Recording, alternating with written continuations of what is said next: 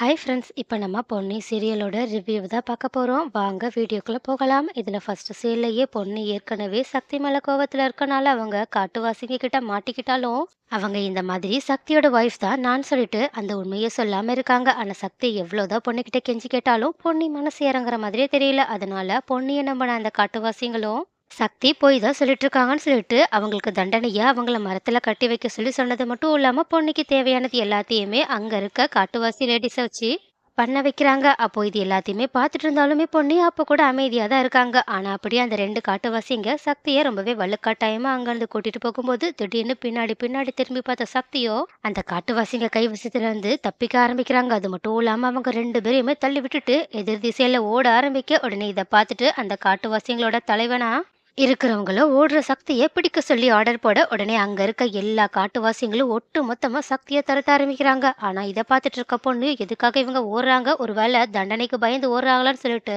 பயப்பட ஆரம்பிக்க. ஆனா அப்போ கரெக்டா அங்க இந்த மாதிரி சக்தி துரத்திட்டு போன ஆளுங்களை பிடிச்சு கூட்டிட்டு வராங்க. அப்பதான் புரியுது இந்த மாதிரி சிவானி பாப்பாவை கடத்தினவங்க தான் சக்தி தேடி துரத்தி பிடிச்சிருக்காங்கன்ற விஷயம். உடனே இதை பார்த்துட்டு அப்பதான் பொண்ணு கொஞ்சம் நிம்மதியடைகிறாங்க. ஆனா அந்த காட்டுவாசிங்களோட தலைவனா இருக்கவங்களும் இவன் இதுக்காக 2 பேரோட வரான், அப்போ ஒருவேளை இவங்க 2 பேரோட கூட்டாளியா இவன்னு சொல்லிட்டு மறுபடியுமே சக்தி மேல சந்தேகப்பட்டது மட்டும் இல்லாம அங்க இருக்க அவங்களோட ஆளுங்க மூலியமா அந்த 3 பேரையுமே கைது பண்ணி வைங்க, நான் அவங்களுக்கான தண்டனையை இப்பவே அறிவிக்க போறேன், இவங்க மன்னிக்க முடியாத குற்றத்தை, அதாவது நம்ம கிட்ட இருந்து தப்பிக்கிற குற்றத்தை பண்ணியிருக்காங்கன்னு சொல்லிட்டு அவங்க கிட்ட இருந்து தப்பிச்ச சக்தி மேல ரொம்பவே கோவத்தோட இருக்கிறது மட்டும் இல்லாம அவங்களுக்கு நிறைய பனிஷ்மெண்ட் கொடுக்கறத பத்தியுமே பேசிட்டு இருக்க. உடனே இதை கேட்டுட்டு ரொம்பவே பதறி போன பொண்ணையும் அப்படியெல்லாம் பண்ணிடாதீங்க, அவங்க அந்த 2 ஆளுங்களை துரத்தி பிடிக்கிறதுக்காக தான் உங்ககிட்ட இருந்து தப்பிச்சு போயிருக்காங்க, அது மட்டும் இல்லாம தப்பிச்சு போனவங்க ஓடாம உங்ககிட்டயே திரும்பி வந்திருக்காங்கன்னா என்ன அர்த்தம், அவங்களுக்கு உங்க மேல நம்பிக்கை இருக்குன்னு அர்த்தம்னு சொல்லி சொல்ல உடனே அந்த காட்டுவாசி தலைவனும் இவங்களை எதுக்காக நீ துரத்தி பிடிச்ச அப்படின்னு சக்தி கிட்ட கேட்க உடனே சக்தியும் எங்க குழந்தைய கடத்தினவங்களே இவங்க தான், இவங்க எங்க கிட்ட இருந்து தப்பிச்சிட்டாங்க, ஆனா இவங்க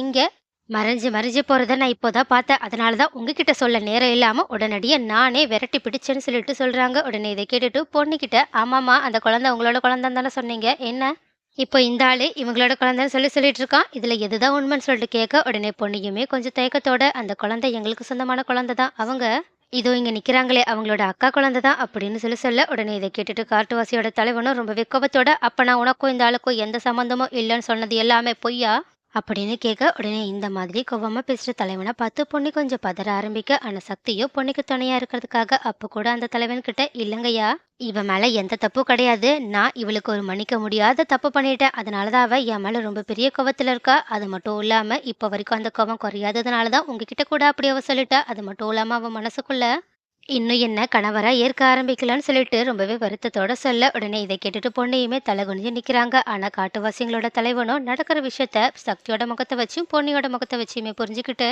அவங்க இந்த மாதிரி பொண்ணுகிட்ட கோவமா இருக்க மாதிரி நடந்துக்கிறத மட்டும் இல்லாம அந்த பொண்ணை தனியா கூட்டிட்டு போங்க, நான் இந்த ஆளுகிட்ட தனியா பேசணும்னு சொல்லிட்டு சக்தியை தனியா கூப்பிட்டு என்ன விஷயம் சொல்லிட்டு முழுசா விசாரிக்க ஆரம்பிக்க சக்தியுமே நடந்த விஷயம், அதாவது அவங்களுக்கும் பொண்ணுக்கும் நடுவுல நடந்த விஷயம் எல்லாத்தையுமே சொல்லிடுறாங்க. உடனே இதை கேட்ட காட்டுவாசி தலைவனே சக்தியோட நிலைமையை பார்த்து ரொம்பவே பரிதாபப்பட ஆரம்பிக்கிறாங்க. அது மட்டும் இல்லாம அவங்க கிட்ட இன்னைக்கு இங்க ஒரு மிகப்பெரிய சாமியார் வர போறாங்க, அவங்க கிட்ட மட்டும் உன்னோட பிரச்சனையை நீ சொல்லிட்ட அவ்வளவுதான், உன்னோட பிரச்சனை அப்படியே காத்து மாதிரி கரைஞ்சிரும், அது மட்டும் இல்லாம நீயும் கூடிய சீக்கிரம் உன்னோட பொண்டாட்டி கூட சேர்ந்து சந்தோஷமா உன்னோட வாழ்க்கையை ஆரம்பிக்கலாம்னு சொல்றாங்க. உடனே இதை கேட்டுட்டு சக்தி என்னதான் அந்த சாமியார் மேல நம்பிக்கை இல்லைனாலும் அவங்க கிட்ட சரிங்கய்யான்னு சொல்லிட்டு ஒத்துக்கிட்டது மட்டும் இல்லாம நான் உங்ககிட்ட ஒரே ஒரு உதவியை மட்டும் கேட்கணும், அதை மட்டும் எனக்காக உங்களால பண்ண முடியுமான்னு சொல்லிட்டு தயக்கத்தோட கேட்க. ஆனா சக்தியோட கேரக்டர் ரொம்பவே பிடிச்சு போன அந்த தலைவனும் என்ன நம்ம 2 பேரும் நண்பர்கள் மாதிரி, நீ நண்பன் கிட்ட என்ன வேணாலும் கேட்கலாம் சொல்லு, உனக்கு உன்னோட நண்பன் என்ன உதவி பண்ணணும் அப்படின்னு கேட்க உடனே சக்தியும் இந்த மாதிரி எங்களோட குழந்தைய கடத்தினவங்க இப்ப நம்ம கையில சிக்கியிருக்காங்கல்ல, அவங்க கிட்ட இருந்து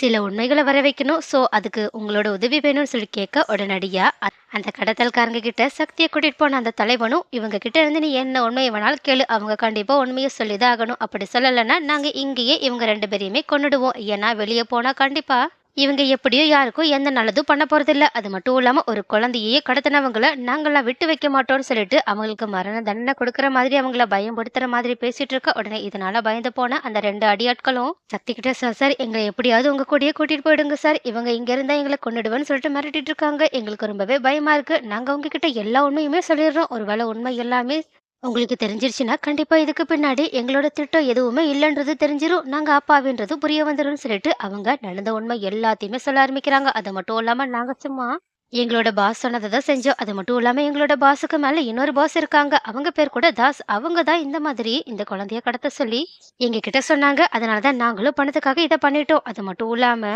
இந்த தொழிலுக்குலாம் நாங்க ரொம்பவே புதுசு. உங்களுக்கே பார்த்தா தெரியும். நாங்க எவ்ளோ டம்மியா உங்ககிட்ட ஈஸியா வந்து மாட்டிக்கிட்டோம்னு சொல்லிட்டு அவங்க பாட்டுக்கு கதற ஆரம்பிக்க, உடனே இத கேட்டுட்டு தாஸ் யாருன்னு உங்களுக்கு தெரியுமான்னு கேட்க, உடனே நல்லா தெரியும் சார். தாஸ் கிட்ட என்னோட பாஸ் ஃபோன்ல பேசுறதையும் கேட்டிருக்கேன். அவங்களோட ஃபோட்டோவ நானும் பார்த்துருக்கேன்னு சொல்லிட்டு, அவங்கள கண்டிப்பா எனக்கு அடையாளம் காட்ட தெரியும்னு சொல்றாங்க. அது மட்டும் இல்லாம தாஸ், இந்த மாதிரி சுந்தர்ன்னு உங்க வீட்ல யாரோ ஒருத்தங்க இருக்காங்க. அவங்கள பிளாக்மெயில் பண்ணி தான் இந்த பணத்த வாங்கலான்னு சொல்லிட்டு, அதாவது இந்த குழந்தைய யூஸ் பண்ணி பணம் வாங்கலான்னு சொல்லிட்டு நெறையவே பிளான் போட்டு வச்சிருந்தாங்க. அது மட்டும் இல்லாம சுந்தருமே இவங்களுக்கு பணத்தையும் குடுத்து தான் ஆகணும். அது மட்டும் இல்லாம அவங்களால போலீஸ்கிட்டயுமே போக முடியாதுன்னு சொல்லிட்டு, அவங்க ஏதோ இவங்க கிட்ட லாக் ஆன மாதிரி பேசிட்டு இருந்தாங்க. சொல்லப்போனா, இவங்க இன்னும் வேற ஏதாவது ஒரு முறையில சுந்தர்ன்னு ஒருத்தர ஏமாத்திட்டு இருந்திருக்கணும். அது மட்டும் இல்லாம அவங்க கிட்ட இருந்து கொஞ்சம் நெறைய பணத்த வாங்குறதுக்காக தான் இந்த வேலைய பார்த்திருக்கணும்னு சொல்லிட்டு சொல்ல, உடனே இத கேட்டுட்டு ரொம்பவே ஷாக்கான சக்தியுமே, என்ன சுந்தர் மாமாவோட விஷயம் இதுக்கு நடுவுல வருது. அவங்களுக்கும் இதுக்கும் என்ன சம்மந்தமா இருக்குன்னு சொல்லிட்டு யோசிக்க ஆரம்பிக்கிறாங்க. அது மட்டும் இல்லாம அங்க இருந்த காட்டுவாசி தலைவன் கிட்ட இவங்கள நாங்க போகும்போது, எங்க கூடயே கூட்டிட்டு போகட்டுமா? ஏன்னா அங்க போயிட்டு போலீஸ் ஸ்டேஷன்ல இவங்கள ஒப்படைச்சா, கண்டிப்பா இவங்க மூலியமா இவங்களுக்கு மேல யாரெல்லாம் இருக்காங்க, அவங்க மூலியமா அவங்க என்ன திட்டம்லாம் எங்களோட பாப்பாவ பண்ணியிருக்காங்கன்னு சொல்லிட்டு எல்லாமே தெரிய வரும். அது மட்டும் இல்லாம இதுக்கு நடுவுல என்னோட அக்காவோட புருஷனான சுந்தர்ன்னு ஒருத்தருமே மாட்டியிருக்காங்க. சோ அவங்க இவங்க கிட்ட எப்படி மாட்டுனாங்க? அது என்ன கதைன்னு எங்களுக்கு தெரியணும்னா, நாங்க தாசன்ற ஒருத்தர கண்டுபிடிச்சாகணும். அதுக்கு இவங்களால மட்டும் தான் எங்களுக்கு உதவி பண்ண முடியும். அதனால தயவு செஞ்சு இவங்கள எங்க கூட அனுப்பி வச்சிர முடியுமான்னு கேட்க, உடனே இத கேட்ட அந்த தலைவனும், "என்னப்பா நீ கேட்டு நான் அனுப்பி வைக்காம இருப்பேனா? கண்டிப்பா நான் உன்கிட்ட அனுப்பி வைக்கிறேன்.